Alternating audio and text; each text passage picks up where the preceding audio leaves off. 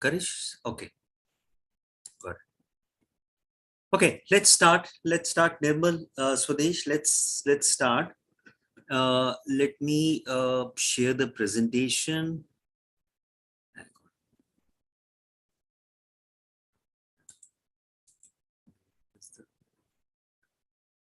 Where is the share part?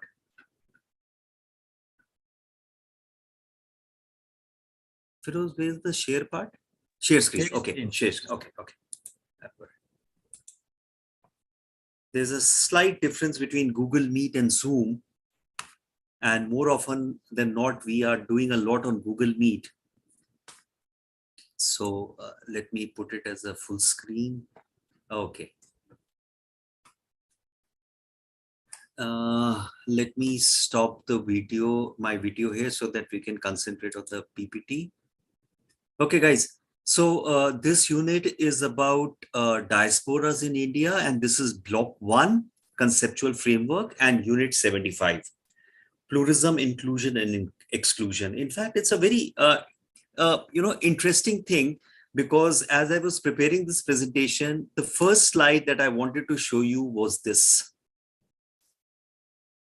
This is a map of the human migration throughout history.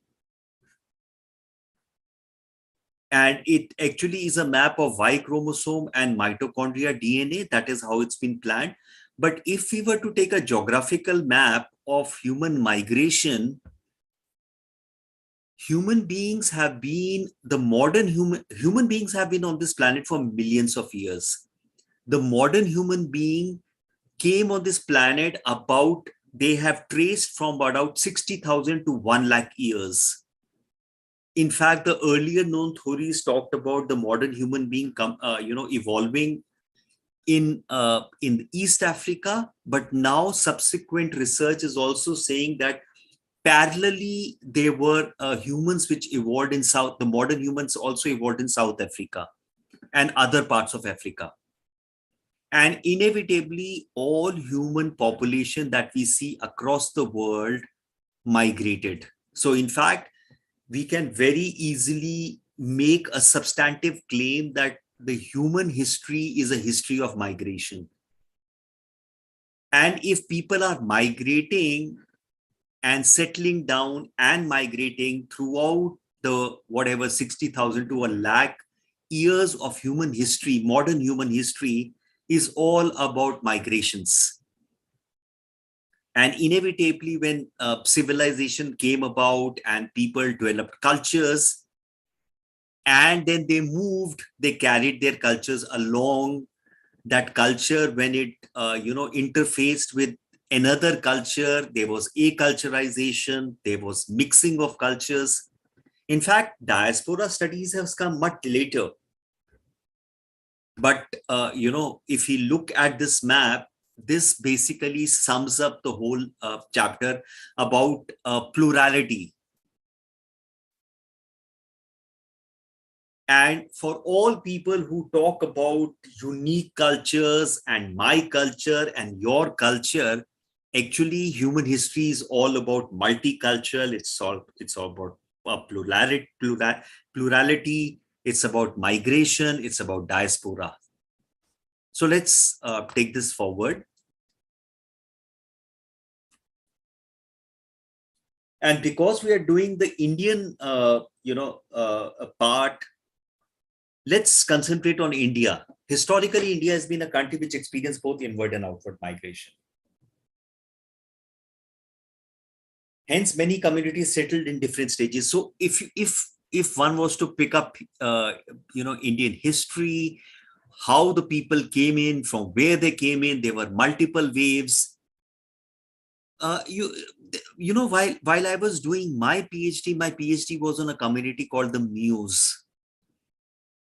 The Mews are settled in a place known as Mewat, which is the northern part of the country, spanning from Delhi to MP to UP to Rajasthan. And one of the theories that Mews and Jats basically had settled in the in the area called Sindh, which is in the present day Pakistan. And then they traveled and came and settled in the Indo-Gangetic plain. And if you pick up any community in India, you will see that they have traveled somewhere, they have come from somewhere, they have moved, they have picked up cultures.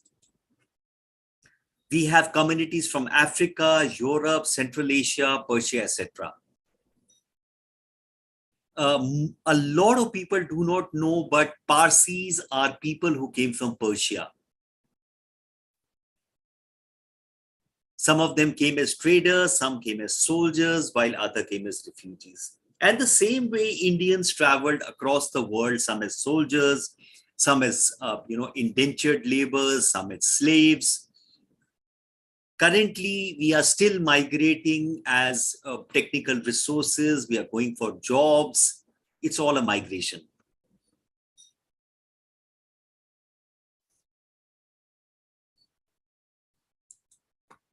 So what do we do in this unit?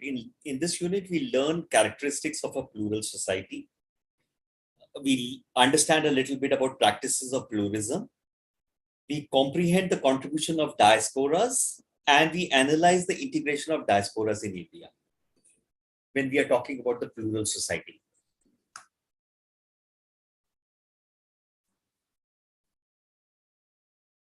Pluralism is nothing but diversity. And the diversity could be cultural, political, religious, ethnic, philosophical, and so forth. Remember when we were talking in the unit on media, I had emphasized something called identity. And as we go about, reading about a plural society, we go about diasporic studies. A central tenet of all these comes as identity, and we'll see how this identity comes in. So the diversity could be cultural, political, religious. In fact, no two people have, everybody works with multiple identities, and no two communities are identical. In fact, every time somebody says we need to have a similar culture, remember, if everybody was wearing the same set of clothes, the same color of shirt and same color of pant for men, or the same color of top and bottom for women, or a sari for women, how boring or monochromatic world would be. In fact, all these diversities, what allows those experiences that we gather as we live in this world.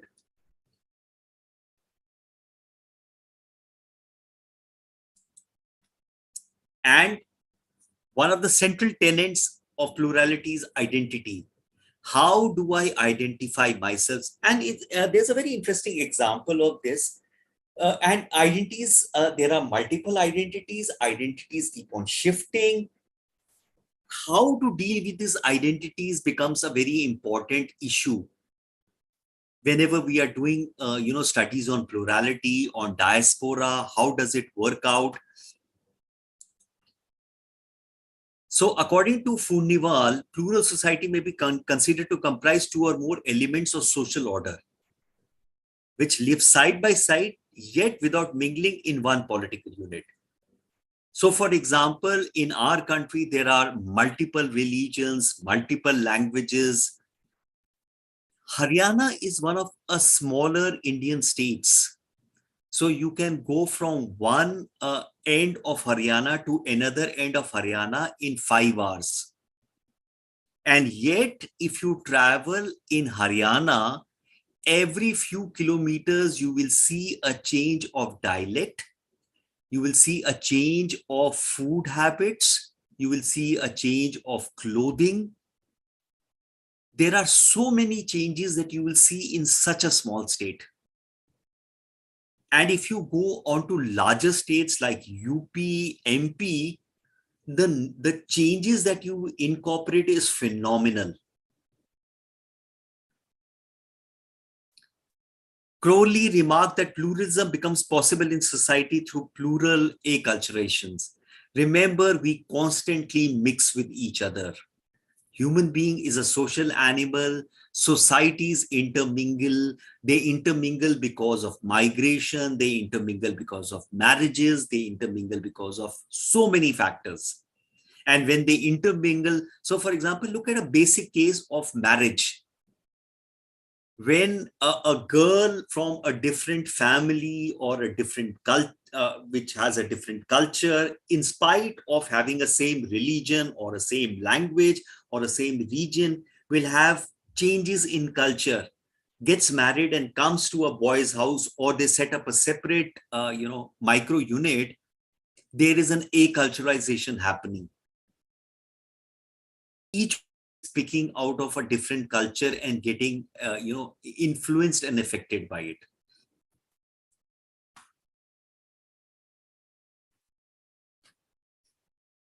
So areas of language, folk belief, magic practice, mating, family structures, festivals, music paves the way for framing of a common ground for social unity. And we also realize the fact that there are multiple cultures, and the only way a social unity can come across is through a common ground. If you see what's happening in Manipur, there are there it is happening because of misunderstanding, miscommunication, clash of cultures.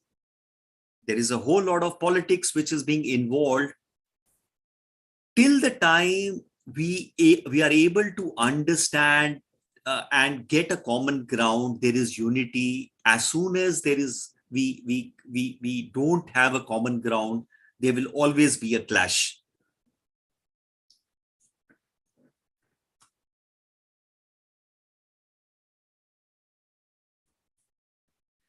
In plural acculturalization, persons with each ethnic category retain their own identity, yet we are familiar with the cultural activities of other groups. Look at how we stay in urban areas or in rural areas with our neighbors. Our neighbors come from different culture. They might be coming from different, religion. They could be coming from different areas of the country. And unless we are able to respect each other, we do understand that my neighbor will be slightly different from me. Mutual understanding between these groups does prevent from society from fragmenting. Because if we are not able to understand each other's culture, they will always be fragmenting and a point of dissolution. So that's how the society works. There has to be an understanding, and that is why cultural studies are a part of the education curriculum. We read about various foods, we read about various dressing habits to be able to appreciate each other.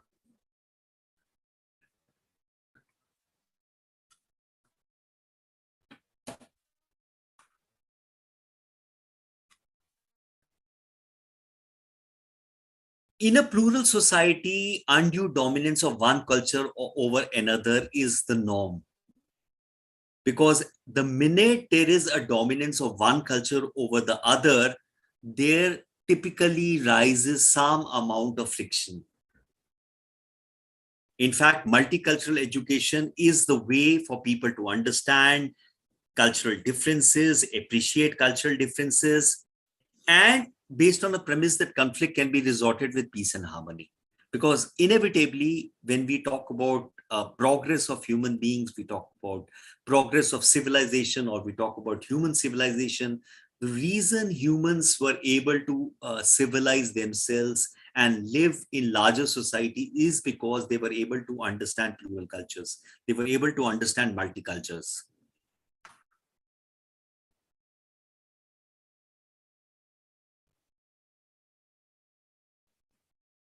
And if we were to look at India, the Indian constitution and the Indian political parties are two ways by which pluralism is promoted in the country. For example, the constitution provisions play a crucial role.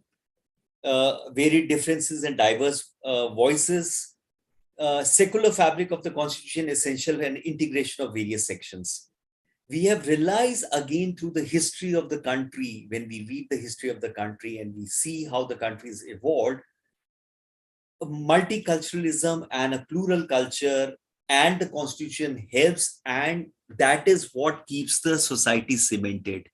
Whenever we've gone about not being able to appreciate each other's cultures, there's always been friction and fragmentation. Besides the constitution, political parties accommodate diverse interests, provide voice and representations to various plural identities. In fact, the Manipur problem right now is again because somewhere down the line, the communication between diverse interests and different cultures have not been negotiated, and it has led to violence. And this is something which happens across the world. So if you were to look at pluralism in India, historical accounts, India has always been a plural society, accommodates group identities, affirming national unity and increasing. Whenever the country accommodates group identities, it increases administrative efficiency. For example, 8th schedule of Indian Constitution, 22 languages have been recognized as official, which basically the Constitution allows or points towards or enables multiculturalism. Because they understand, the constitutional framers understood the fact that India was a plural society and enabled various identities to play out.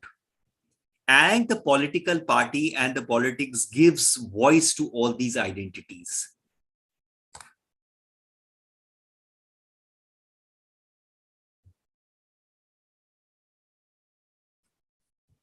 In fact, the plural aspects of Indian society has helped strengthen secular, liberal, and democratic ethos.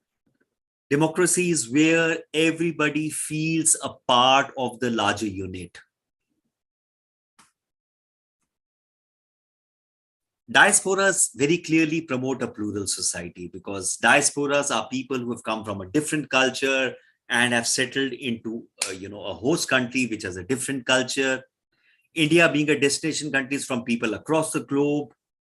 Diasporas have helped establish a multicultural society, influences through process in the host society. Whenever a diaspora happens and a diasporic community influences the host society, which helps develop a deeper understanding of the diverse experience of the world. For example, Parsis. Parsis came from Iran. When the Ottoman Empire, the Persian Empire was attacked by the Arabs, the Zoroastrians from Iran traveled in waves to India. They are the Parsi community. They have an absolute, Parsis have a very interesting culture in terms of their cremation. There is something called a fire temple. So a very interesting cultural pattern. For example, they don't cremate their dead.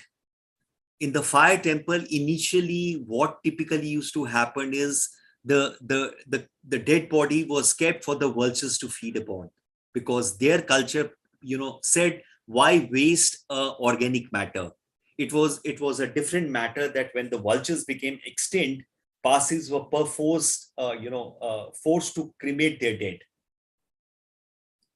Now, whenever we come across a different culture, unless we are sensitive to the other culture, we might find the other culture strange. But that's what cultural studies do, to be able to understand that each society has its own unique culture and all of us make up the world.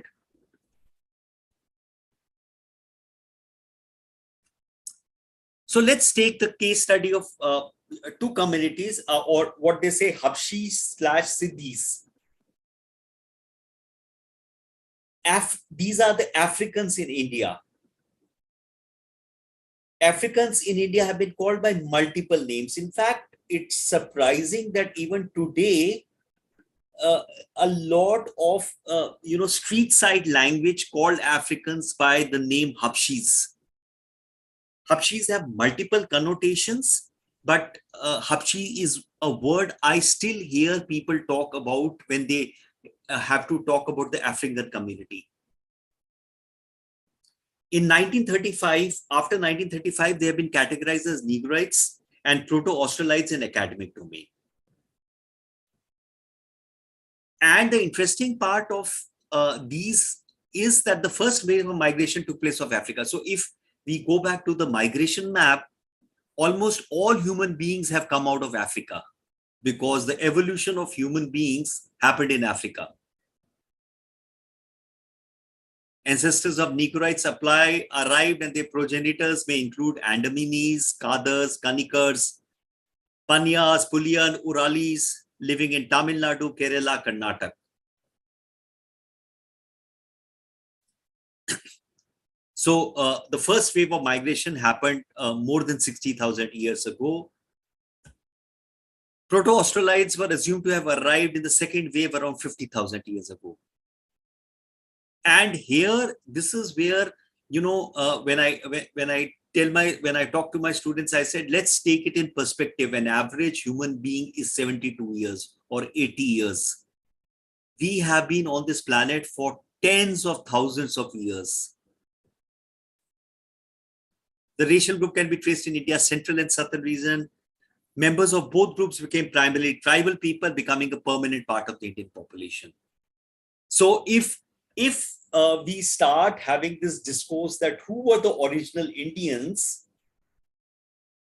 then possibly the tribals will have the first stake in being the original Indians. But the interesting part is what is original and who migrated is very difficult to categorize. Then it comes into the realm of politics. For example, Siddhis were brought from Africa to the Indian subcontinent as slaves in the last 500 years. The term Siddhi is derived from Siddh or Saidi. There are two interpretations. One was to bestow honor to the African Muslims holding high positions, and the other was implying captive or prisoner of war in Arabic language.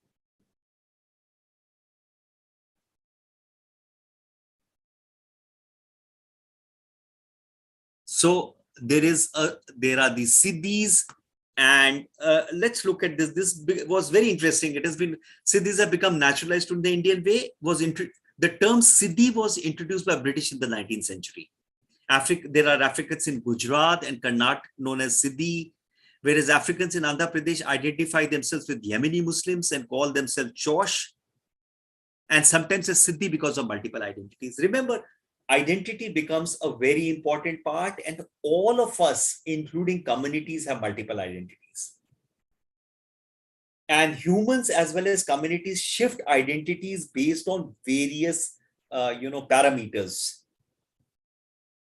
For example, if I was taking as me as a person, my identity could be as a father, my identity could be as a husband, my identity could be as a son. My identity could be based on my religion, based on my language, based on my state of origin, multiple identities.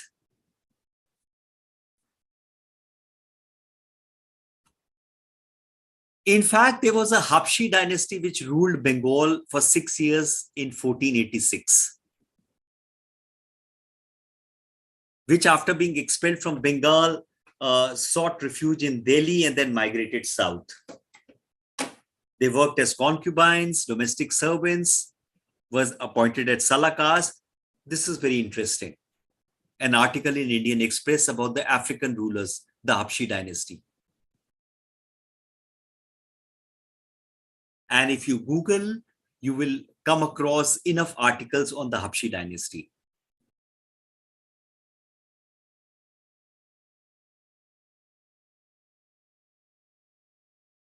And obviously, if they were rulers for 6 years, they would have influenced the culture out there. And as they moved, they would have influenced cultures.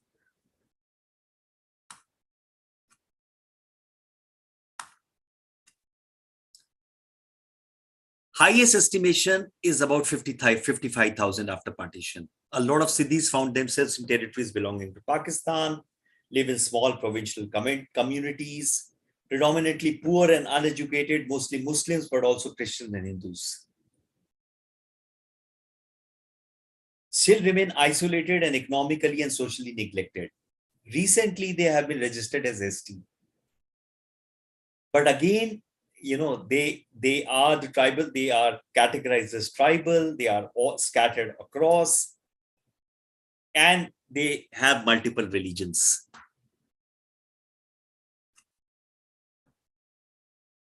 So this inclusion and exclusion debate also, there is a lot of debate happening, not only in India, but across the world.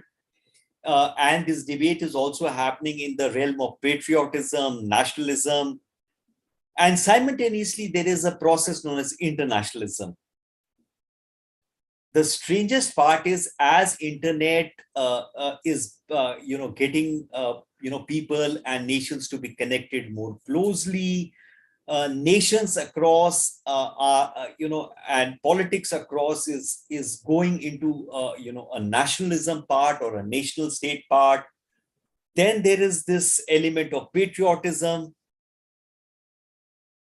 One of the theories is that nationalism has primarily led to the development of negative emotions and attitudes towards immigration and immigrants, which is ironical because history of human beings is about migrations.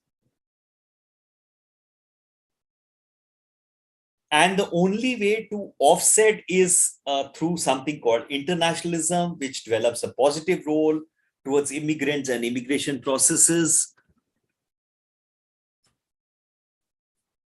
So a study says national attachment does not create negative attitudes. However, national attachment takes the form of nationalism. It goes into developing a negative attitude. And obviously, there is an element of politics which comes into the picture, and how negotiation happens between the immigrants and the host country. So there is a lot of this inclusion and exclusion debate which is happening. Think about the fact that America, which was supposed to be a country for immigrants, where immigrants throughout history have come in, is now talking of building a wall to keep out immigrants. So it's a very interesting way human societies move. So one of the crucial ways to understand inclusion and exclusion in a country's polity is to measure the extent which voices are listened to in a public policy process. After all, the theory says that immigrants induce plurality, diversity. Diversity is always good for a society. Think about the fact the normal procreation in human beings or living things become better with diversity.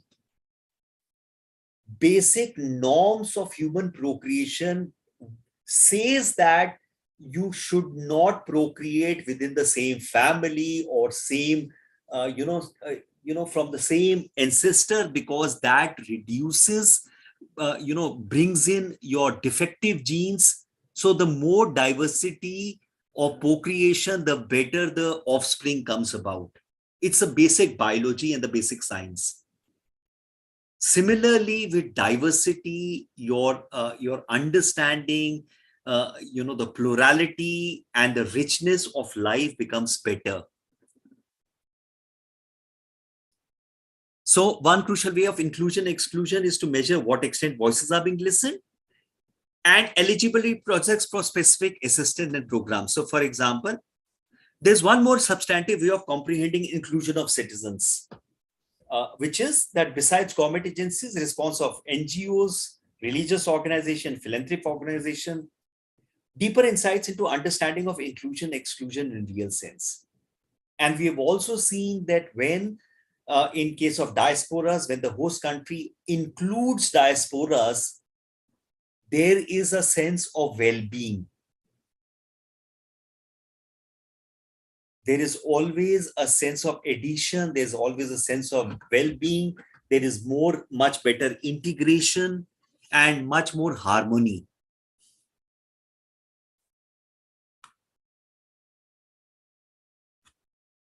It has been witnessed that host states often deny refugees basic rights. They're abdicating their responsibility towards international organization.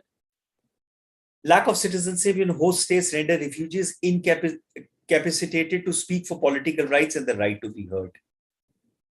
Irrespective, see, that's where the debate is, that irrespective of the fact that a person might be an immigrant, might be a refugee, does that deny that person from basic human rights? Now, this is a question which nation states and policymakers have to answer. Just because a person is a refugee, does he or she be deprived of basic human rights? Because if we start doing that, then how do we distinguish ourselves between human beings and animals? In fact, animals protect their area. They're ready to do all kinds of things to protect their area. Does human being also do the same? And if they do the same, then what does civilization mean for us?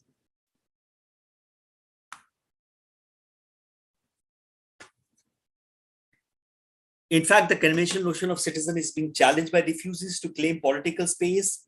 People with multiple citizenship and split life have challenged the traditional dimension associated with it.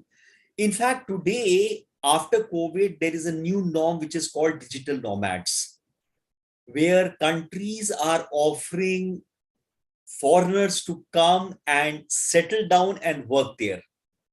So there is this negotiation going on between countries trying to close their borders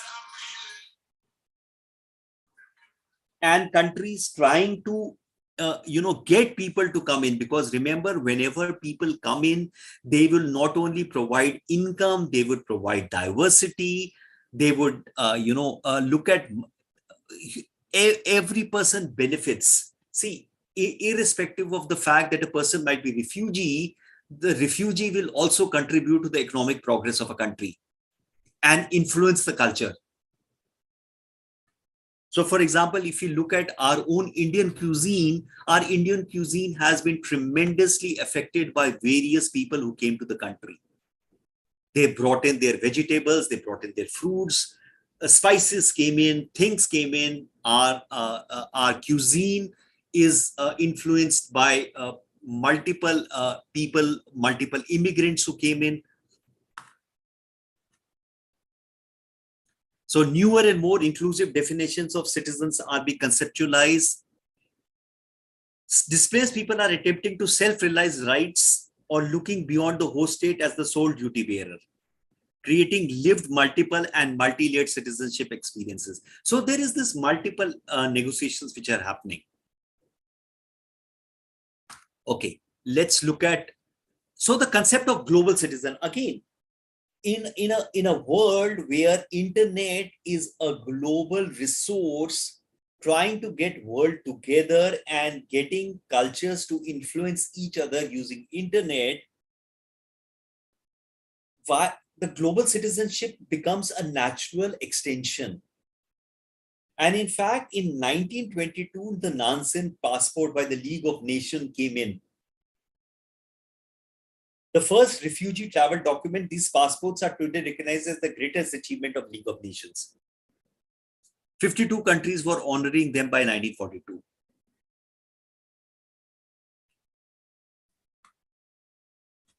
There is something called a World Service Authority, a non-profit organization that promotes world citizenship. We're still not looking at the fact that technology is getting us together, and yet there is this thing about nationalism, nation states. After doing a research study on 6 countries, Diana Sainsbury concluded that finally 5 analytical components determine the extension of right by countries, thereby indicating the politics of inclusion and exclusion for immigrants. So what are these 5 analytical components? First, issue framing. How are the issues being framed? If immigrant policies are formulated to promote social or economic integration of the immigrants, then Ministry of Social Affairs come in, or the Ministry of Labor will come in. And if the immigrants' cultural integration is the government's objective, then the main policy venue could be Ministry of Culture. a whole lot of governments are looking at immigrants in terms of national security. And that is why Ministry of Home Affairs comes in. So how are you framing the issue will determine which ministry comes across. Second component, institutional arrangement, policy venues, and policy coalitions. Policy venues may be defined as institutional locations where authoritative decisions are made concerning a given issue. First, is it an issue? Where are decisions made about an issue? So, for example, crucial features like insulation from public view and pressures have facilitated bureaucratic and judicial venues to grant rights to immigration. While legislative is not able to, because legislative is all about negotiation.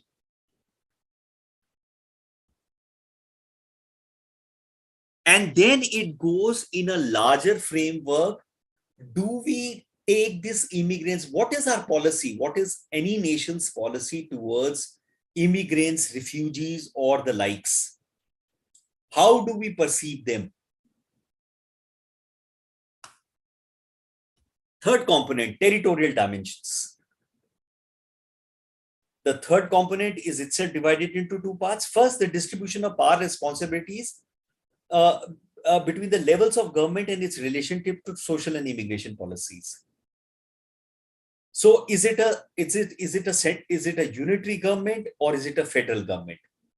Where are the decisions being taken? So how is the country viewing it? How is the country viewing the immigration process? Where is the decision taking place? Where is the venue of decision taking? And then the territorial dimension. Pattern of, and how is the settlement happening?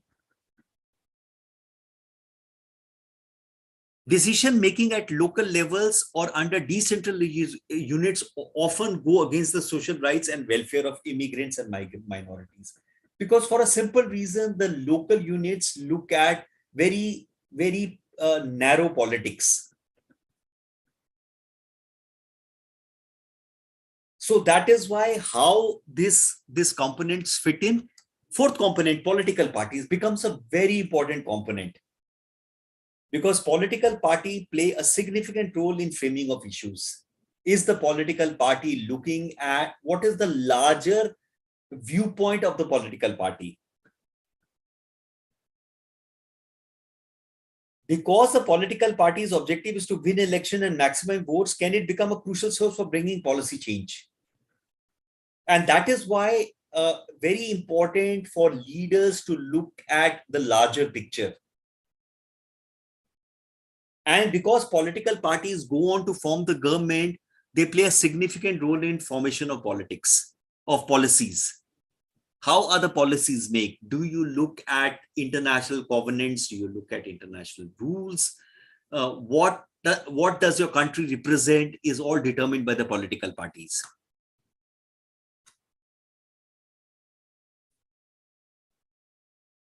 If there is a partisan composition of government, degree of fragmentation of the party system, then the policies will be different.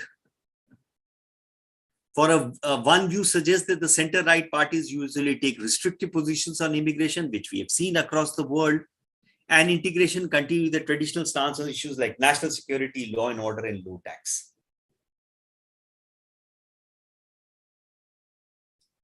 So, based on research, they have come up with these, and not to forget the fifth component being the nature of immigration, organizing and penetration of policy process. Much emphasis on discourse that immigrants are minorities and they lack political rights with few resources in comparison to majority population. So a larger discourse is this. So the research says such discourse limits our understanding just to focus on ethnic mobilization and claim perspectives, whereas need to understand the politics of presence, so that the actors in representative politics, how are these immigrants dare in public places having a voice. So, for example, today a lot of US technology companies are headed by Indians. The politics of presence is phenomenal. In addition to the focus on elected positions, there is a need to emphasize towards appointed posts. Is the host country appointing some immigrants into policy making, into giving feedback? That also is a way of inclusion. Government inquiry commissions, various positions in the central and state administrations, examining the penetration of immigrants in policy processes, potential impact of policies after the partition order. So inevitably, unless we have these 5 components, we look at the 5 components as a state policy, or which includes political parties, which includes institutions, we will not be able to understand the inclusion and exclusion. So whenever we say that, oh, we are including immigrants or we are including refugees, how are we doing that? In fact, whenever the discourse happens on, let's say, even SC/STs, we talk about inclusion and exclusion. Are SC/STs given a role in policy making, in various government committees? Becomes a very important part of the inclusion and exclusion. Okay, let's sum up. We conceptualized the idea of a plural society. We understood the practicing dimensions associated with pluralism in India. The diasporic role in promoting a plural society is Habshis, Siddhis, Parsis, Armenians. As I said, Jats came in from Central Asia. Contemporary dimensions relating to their identity with specific respect to inclusion and exclusion, and debates about inclusion and exclusion. And there are some references. There is a Tibetan diaspora framework, geographical compass. We have the context of diaspora citizens, Somali communities in Finland and the United States.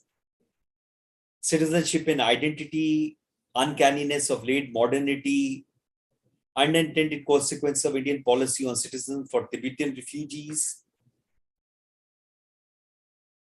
Once you get the unit, this is all a part of the unit. There are some other references and suggested readings. P.S. Ghosh, Migrants, Refugees and Stateless in South Asia. J.M. Hess, Immigrant Ambassadors, Belonging and Transnational Refugees, Tibetan Rehabilitation Policy. Okay, any questions? Let me stop sharing. And let me bring in my video. Nirmal, Swadesh, any questions? Yeah, no questions right now. Okay. We got the whole idea. Okay, wonderful. Nice conversation. Oh, good to see you. Good to see you, Swadesh. Finally get to see you. A lot of experience and your work, research oriented things, highly motivated myself. Very good, very good, Yeah, very good. Thank you, sir. Thankfully for technology that we are able to see each other from long distances. Yeah. Though 2.5 years of COVID really got me sick onto online mode. I die to be in a classroom now. Yeah, sir. You pointed out most things. It will touches my heart today. Yeah, absolutely. Many political parties, they ignore the welfare of migrant workers even. Even American NRIs coming to India and they are contesting in MP elections. These Gulf migrants they could not get even tickets and B forms from that political parties. because of the looking this migration as a blue collar workers, and that US, UK, Europe migration is a classic and class migration, class work people, white collar jobs, they are moving. This kind of discrimination going on. That's why we are demanding many demands going with state and central government. They're not coming forward to fulfill their aspirations as of now. Coming assembly election 2023 in Telangana, Huh. we using with village diaspora organizations. Okay. Every from one village, they coming to forward and they file a nomination. Okay. Okay. Yeah, we are looking that kind Okay. of thing. Wonderful. We looking grab the attention of these political parties. Correct. Very important, because it's a again, as I said, the lens that large political parties across the world have started looking at from the lens from law and order, security. Inevitably, that's a very parochial lens. And Yes. once we Sir, what about that NRI voting? That also huh, proxy voting and NRI voting, online voting. huh, huh. They're not implementing this. Many migrants are looking, but the government of India not coming forward to give this online voting. Okay. Okay. Okay. Great. Great. Wonderful. Wonderful to see your face, Swadesh, and hope to continue engaging with you. Nirmal, any question? No, sir. Okay, wonderful. Okay, so Firoz, I think we can close. It's already 4 o'clock. So, thank you, sir. Thank you for such a wonderful lecture and for such a wonderful way you have explained each and everything. Again, I mean to say, we really like the way you are teaching and every time you are discussing with the things. Thank you, sir. Thank you. Thank you very much. Bye-bye then. Have a nice weekend. Bye-bye. Thank you. Bye. Bye. Keep in touch, Firoz. Bye. Okay, sir. Thank you.